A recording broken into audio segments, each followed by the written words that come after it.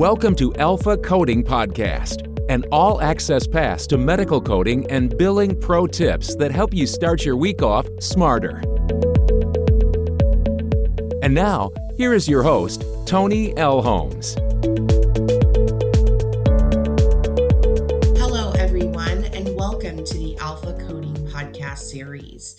I am your host, Toni Elhoms. Welcome to episode 10 of the podcast. Today is March 9th, and I know what you're thinking. I sound like I have the coronavirus. I promise I don't. Just have allergies and a cold, but stay safe out there, folks. I know there's so much sickness going around. You just want to be really careful and keep those hands washed and be very precautious. So I'm really excited for today's episode because I invited a special guest to join us for this week's episode. And our guest is a legal compliance expert. We're going to talk about a topic that doesn't get a whole lot of visibility: targeted probe and educate audits. You may have heard about these, but they can happen to any provider. So we'll get more into that in just a minute. Before we dive into our interview, it's time for your Monday dose of positivity, the Mindset Monday tip. And it's brought to you by Contempo Coding, which is an on-demand educational resource provider created for coders by coders. They specialize in affordable coding certification prep courses to help you accelerate in your career. Right now, they're offering $100 off the Certified Risk Adjustment Coding Prep course when you order through our affiliate website. Visit our website, alphacodingexperts.com, and head over to the Deals and Discounts tab for a link to take advantage of this absolute steal of a deal. So our Mindset Monday tip is all about taking a step back to see the big picture. So the quote I want to share with you is, sometimes you just need to distance yourself to see things more clearly. And I'm guilty of this. So we get so focused on the details of a project or a task that we have to complete that we don't see the forest for the trees. And so when you take a step back, you may find that you can see things a lot more clearly. So I hope that that's helpful to you. Our guest for today is Sonal Patel, and she joins us from Buffalo Grove, Illinois. Sonal is a national coding and compliance expert working with Nexsen Pruet, a law firm based in South Carolina. Sonal has multiple credentials in coding and compliance and specializes in legal compliance, working with practices under ZPIC and RAC audit reviews, educating providers, and creating customized corrective action plans. She is a talented writer and art history buff. I invited her on the show today to discuss TPE audits and her best pro tips for surviving the TPE audit process. Thank you for joining us today, Sonal. Thank you so much for having me, Toni. I really appreciate this opportunity. Absolutely. So you recently wrote a great article in the February edition of AAPC Healthcare Business Monthly magazine, and it was all about TPE audits. Can you break this down for our audience, and what was your inspiration behind writing this article?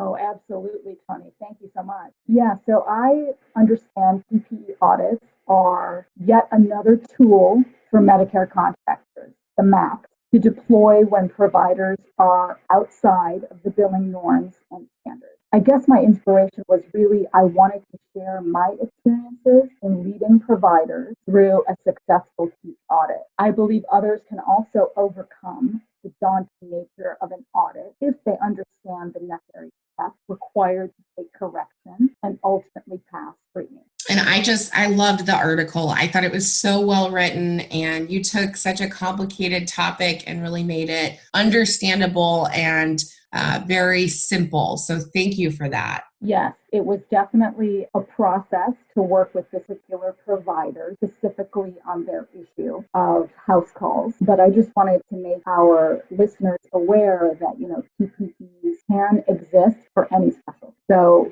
this article was definitely specific to my experience, but do be aware that there are also specialties that are undergoing TPE audits. Right. So Walk us through the TPE process from start to finish. How does it work? Okay, so although my article focused on my specific experience with Noridian, all MACs are authorized to conduct the targeted probe and educate audit. The process involves 3 rounds of pre-payment probe reviews, that's hard to say, with education on 20 to 40 claims worth of documentation. So the with education is a key feature of this audit, in my opinion. The goal is to decrease the documentation errors, coding choice errors, etc., round by round. Once an acceptable error rate is achieved, the MAC remove that review and they don't kick the provider to extrapolation and referral to a RAC, but they may continue monitoring that provider for some time simply to ensure education and compliance has been done properly. Sure. And that gives us really good visibility into that process because I think a lot of people are completely perplexed by it and don't have any idea where to start. Exactly. So in your article, you specifically mention the dangers of providers coding exclusively based on time. Can you elaborate on this a bit more? Sure thing. You, I know, can devote an entire session or more to the pitfalls of only case filling. I mean, we could go on and on. I have seen so much documentation over the years from providers of all specialties that do not capture time elements in documentation to justify CPC definition, or the portion that states typically 45 minutes are spent with the patient, for example. That's a level 4 E&M. When CMS auditors or private payer auditors are looking solely at claims data algorithms, they red flag every outlier. They red flag every practice that solely bills for the higher level 4 or 5 E&M code. It is my job to go in and show providers where their coding is erroneous, where their documentation does not meet just the time element, nor the 3 key components to a level 4 E&M for comprehensive history, comprehensive exam, and moderate complexity medical decision making. But if providers are really doing the work and they're really documenting this well for that continuous level 4 billing for all of their new patients, I will go to bat for them and get the full reimbursement for them upon appeal. Absolutely. And that's what it's all about. When it's justified and it's documented and it's compliant, we will go to bat for you. And I love how you said that because that's what it's all about. Absolutely. And just making providers aware of that is the key, is to try and get them off of that red flag radar. But if their practices really do, have that more critical chronic conditions type of patient population, I get it, I understand it, and I will fight for it. 100%. So what are your top 3 pro tips for the coding professional that encourages regular compliance audits and education within their organization, but is struggling to get their providers and their C-suite executives on board with this initiative? They don't have any support. What would be your pro tips? Right. We see this all the time, right? It's difficult to get them on board for compliance and taking the initiative. So that's a great question. It's age old. I would have to say my favorite pro tip would be to evoke positivity and exude knowledge and integrity. Like, you want to come across as the expert in what you're talking about. So you need to know what all the changes are from quarter to quarter for that particular practice or hospital group or whoever that you work for. So evoke that positivity, exude that knowledge, and you're coming prepared. My second pro tip to gain credibility would be to really, have outstanding reimbursement levels from the start. Or if you're working on the back end, if you're like a new coder, if you're working on the back end, to really obtain the revenue from old AR. So gain that credibility with those people. And then third, once that trust has been gained, I think the coding professional would have a greater likelihood of developing a more proactive compliance initiative from whoever their provider or hospital group is. So keep that reimbursement clean with up-to-date internal audits for each provider for each CPC service that's being implemented. Those are great pro tips. So tell us more about your role at Nexsen Pruet. I think a lot of people see a role like yours and they think, well, how do I do that? And what does that even mean? So break it down for our audience. Okay, so yes, absolutely. I do get asked that all the time. Yeah, it is very unique. Basically, what I do is I am the healthcare coding and compliance consultant for the healthcare lawyers at the firm. So since it is a law firm, providers more often than not come to us when they're in trouble, but they do seek us out for proper enrollment, structuring or formational considerations, and credentialing matters. But my job primarily involves using all of the tools in my tool belt, like all of us who are CPT, for providing correct CPT and ICD-10 coding guidance for any specialty. I research all the payer policies and state laws, developing corrective action plans, compliance plans, educational presentations for the provider. I assist the attorneys in their many defense strategies of diminishing scrutiny and leveraging for more positive outcomes based on my understanding of value-based and fee-for-service programs. So basically, they use me and my knowledge set to help them in their defense strategy for these providers who are in trouble with ZPICs or UPICs, et cetera. Absolutely. So you are basically the go-to coding and compliance resource for this law firm. Yeah, that is correct. That is awesome. I also do some work in the legal side. I'm an expert witness, and I also do some work on the plaintiff and the defense cases. So it takes a tough coding professional to do this job. It's not for everybody. It's not for everybody. I agree. It just takes a different skill set when you work with lawyers. They ask for things in a different way. It involves a lot of writing. You have to really enjoy that, which I do. And absolutely, you really have to know what you're talking about, which is what I mentioned in that earlier post of you have to have integrity behind everything that you do. Yes, your credibility, the integrity behind your work. I mean, you can't be too safe. It's just the ramifications of, something that you may do wrong or I may do wrong.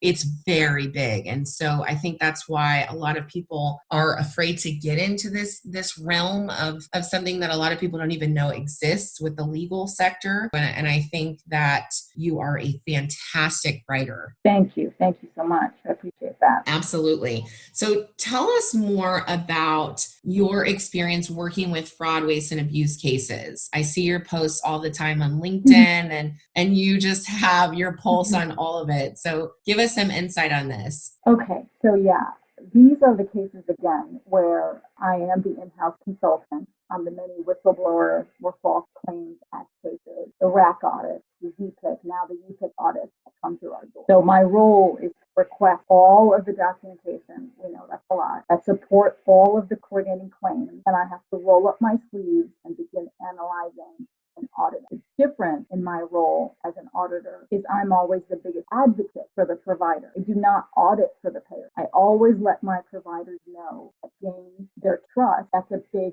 pro tip. Like I always have to let them know that I work for them. I audit for them, not for the payer side. Once they it's all good. So my goal is to see the positive in all I have reviewed, and I help tweak a little or a lot for compliance forward. The outcome is that the attorney use my critical reports and findings to mitigate damages, to reduce exposure in their defense strategy. So we've seen it all. All those things that I post about, we get lots of it. You've got stories for days. There are stories for days, there are. I love your approach, though. It's all about getting on the provider side and letting them know that we're in this together and I'm here to fight for you if you support me with your clinical documentation and really tell me what's going on with each and every encounter. Exactly. And that really is a people skill. Like you really do. We've all encountered our providers who are a little, rough around the edges. It takes them, longer to warm up to you. But you just really need to know how to speak to them and make them understand that your job is to provide the best guidance for the documentation, while they continue providing the best patient care. 100%. Yeah, it's all about good people skills, and you have such a great approach. So what are your top 3 pro tips for surviving the TPE audit and education process? So, we've all had the providers who get upset. Obviously, it's an audit. You hear the word audit and you get stressed out. You feel like you're in big trouble. That's not the case with this TPE. If you just try not to be so defensive. That's tip number 1. Don't get defensive. Be open to really looking at your deficiencies, because that's why you got that letter. There is a problem. You need to look at it head on. If you're able to seek outside help, that's great. Get yourself an consultant or legal counsel to help you navigate those 3 particular steps that are involved in the audit process. But number 2, if you're going to go on it on your own, if you're just going to do everything yourself, you have to make sure that you follow the deadlines on the TPE request step. Do not penalize yourself by missing them. And then pro tip number 3 is don't miss that opportunity to speak with the MAC educators when they ask somewhere along the process. It's incredibly helpful. Speak to the MAC educator on the phone. They may give you some PowerPoint slides to look at. It's a wonderful opportunity for education that your provider might not have known about. How to make the documentation, crystal clear the way the MAC wants it. Those are wonderful pro tips and all that use it as an educational tool. That really, I think that's the gold right there. I think so. I do understand that a lot of people are frightened by the TPE process, but I like to write that article in APC magazine simply because it's about education. And if we start educating our providers to do the right thing the first time, that's the key to make sure that Medicare is not on their radar. That's my main goal, make sure that providers are not spotlight. I just want them seeing patients, doing good work, but of course continuing to document compliantly, code correctly, do all of those things, especially in the new year. Absolutely. Well, thank you for taking the time to join us today, Sonal. You've been such a wealth of information. Thank you so much for having me, Toni. I was happy to share all of this information. I hope your listeners get a lot out of it. Appreciate it very much. I know they will. And to learn more about Sonal Patel, connect with her on LinkedIn. Thanks, Toni. So it's time for this week's coding pro tip, and it's brought to you by Project Resume. When is the last time you had your resume updated? Your resume is literally your entry ticket to that next great opportunity. Project Resume will design a customized ATS-friendly resume to demonstrate your unique skills and experience. And even better, it's written by coders for coders. Make that investment in yourself today. Visit projectresume.net and mention my code ALPHACODING for special pricing. If you have a coding related question and would like it to be featured in one of our coding pro tips, please reach out to me on LinkedIn,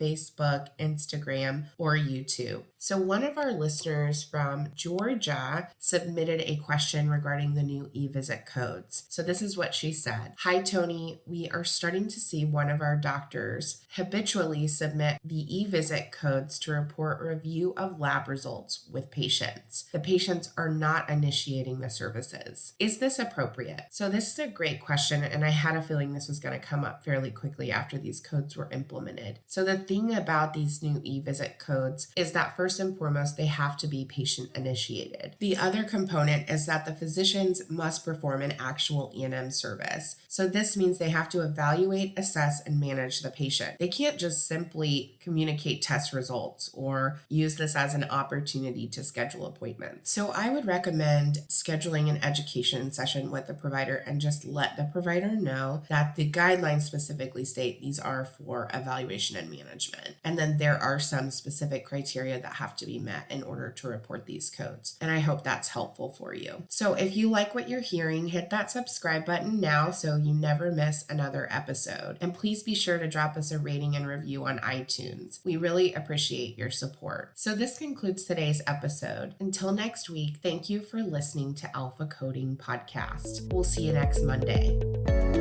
For more information about medical coding and billing pro tips, including how to hire alpha coding experts, follow us on LinkedIn, Instagram, Facebook, YouTube, or visit our website at www.alphacodingexperts.com.